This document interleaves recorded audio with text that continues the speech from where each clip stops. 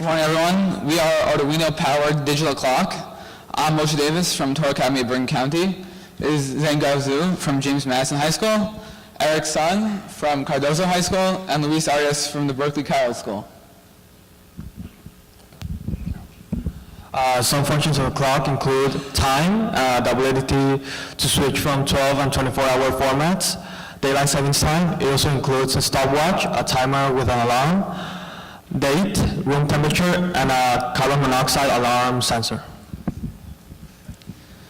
So what really makes our clock stand out from any other normal clock that has date and time is the carbon monoxide alarm. And we thought this was really important to have because it's something that everyone needs.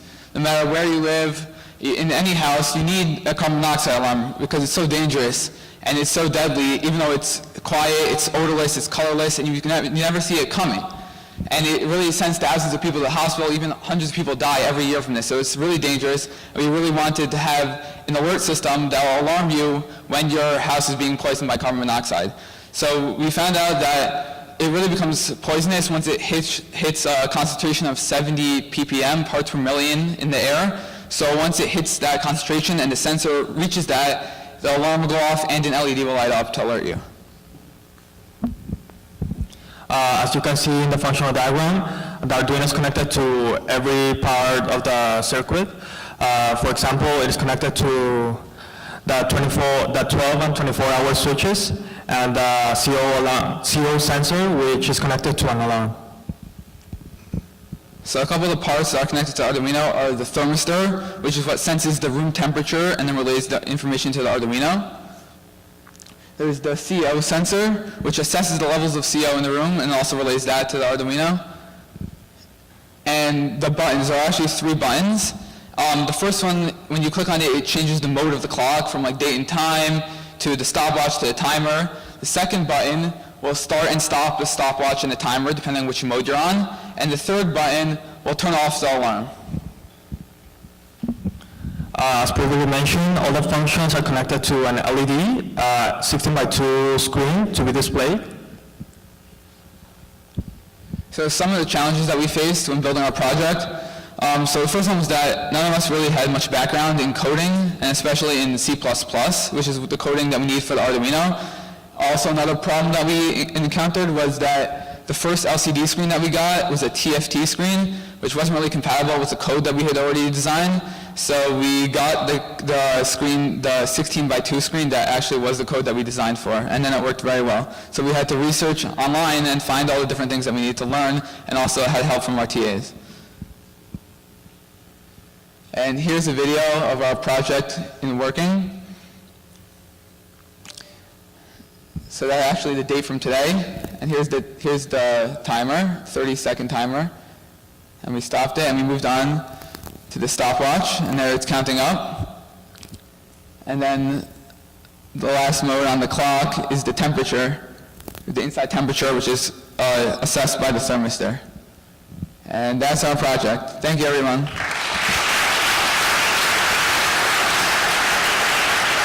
Up next is the cosine calculator.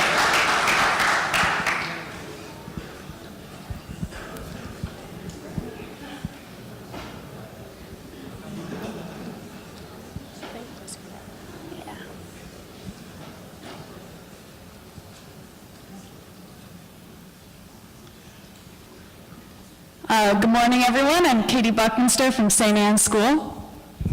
I'm Kunal Sheth from Harris High School.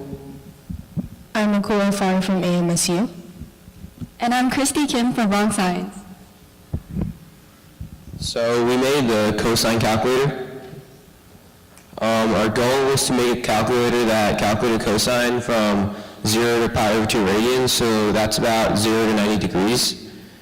And our output, we want our output to be a 3-bit octal precision, so we want it to be pretty precise. We used an adaptation of the Taylor series, which is an infinite series that's used to calculate cosine, as you can see here. And we approximated cosine using the series. We didn't use the exact series, since it's really difficult to divide by 2 in the binary number system, which is what we used. So we adapted it to use 32 and 128, since those are powers of 2. So here's an overview of how our cosine calculator works. You have the 7-bit input, which you use switches to control that, and then that goes to a circuit that squares the number, and then there's a calculate button you push that starts the 555 timer, which allows us to do a series of steps in order. And one really important chip that we used for that was the 4017, because that allows you to split up a clock pulse, and that was a bit of a risky move because it's not typically compatible with the chips we're using, but we did that anyway. So the next step is x squared goes to storage, and then which is a set of shift registers, and then it goes back through the squaring circuit to get x to the 4th term, and then those are all added up with the bits shifted appropriately for division, and it's displayed in octal in the output display. So one of the big challenges of this project was designing a circuit that could square a 7-bit number. So the way we did that was by basing our algorithm off of the sum of the partial products, which you can see how that works for a 3-bit number to the right. And that breaks it up into 1-bit multiplications and additions. And because multiplying two 1-bit numbers together is the same as performing the binary AND operation on them, as you can see from the table on the left, we were able to design our circuit using just 1-bit adders and AND chips. One of the problems we ran into was that we designed our circuit thinking that we had 4-bit adders CMOS chips to use in the 4000 series, but we didn't have those available, so we had to switch to the 74 series, which uses TTL logic. Another problem was just various errors with wiring and things not being set up correctly, so that was a long debugging process towards the end of the project that we had to deal with. And here's the final product. And we would like to specifically thank Chris Carreau.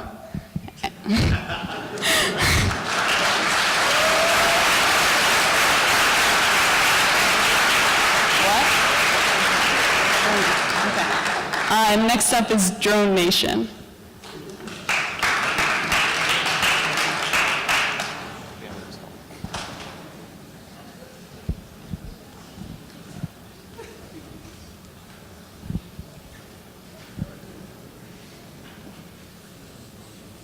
Hello everybody, we're Drone Nation. My name is Nicholas Wong from Tsinghua International School. My name's August Hockman from Stuyvesant High School. My name's Phyllis Limsell from Townsend Harris High School. Hello, my name is Marin from Manhattan Hunter Science High School. And our project was controlling a drone using a glove. So first, a little bit about the glove. The glove was made by current Cooper Union students Eugene Sokolov and the Wireless Gauss team. And how it works is it uses a couple of sensors. One is a gyroscope, so it can sense the different tilts of the hand. Also an accelerometer, which detects the velocity of your hand. And also 3 flex resistors on the 3 fingers. And it also has a Bluetooth module, so it can send this data wirelessly to any Bluetooth-enabled device. All right.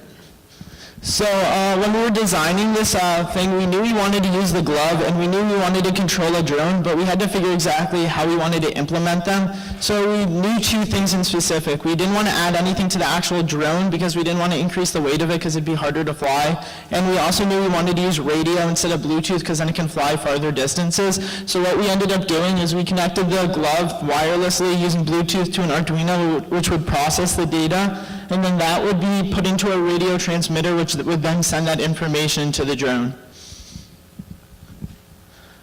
So when we were designing, so how drones work is usually you use 2 sticks on a controller to control it, and these sticks are called potentiometers, and what they do is they vary the amount of resistance that goes through a circuit, and this changes the amount of voltage that flows through. So what we needed to do is take this analog thing and turn it into a digital thing because we were using an Arduino, which uses digital circuits. So we had to use, instead of analog potentiometers, we had to use digital ones.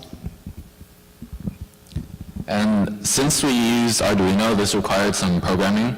And the code comes in 3 main parts. The first is the original code made by the wireless Gauss team, and all that does is it reads the sensors from the glove. And the next is we had to add a code that would allow this data to be transferred through Bluetooth to the Arduino.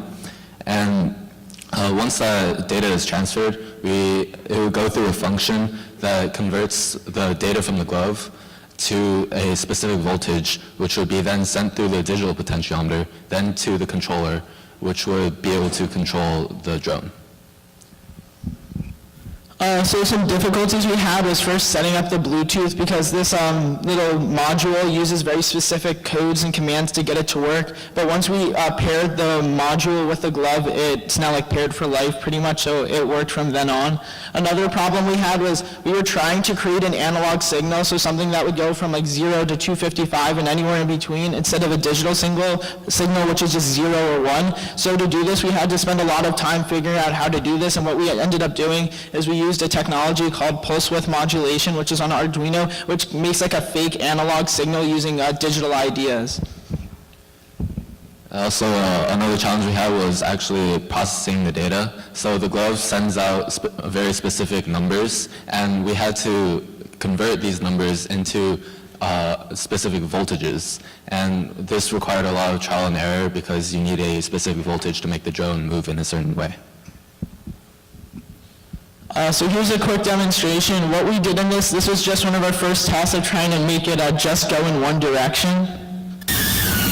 So this is us just making it fly up just by moving the finger down. So that was just one of our first tests trying to get it to work.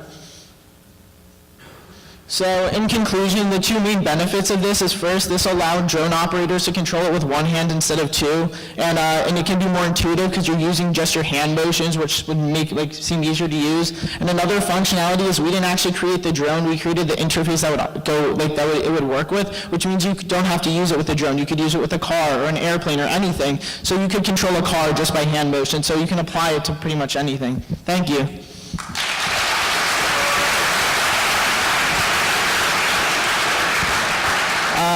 Welcome, Tiffany and Olivia. We're back. We'd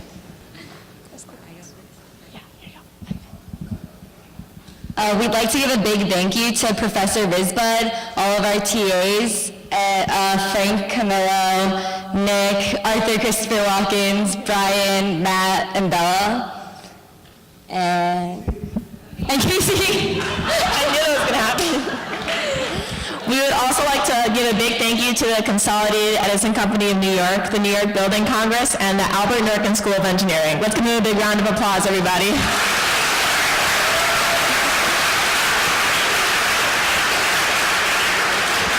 Also remember to visit room 104 in 41 Cooper Square to see live demonstrations of our projects. It's been an honor to work with our professor, our TAs, and all the other students, and we hope you have a great rest of the summer.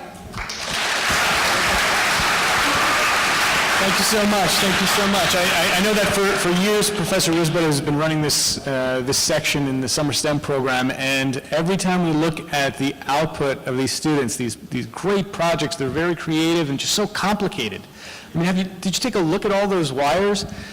He keeps telling me that this is what we teach second semester freshman year. What they did was 4.5 credits worth of college level work in 6 weeks. Terrific job. Terrific job.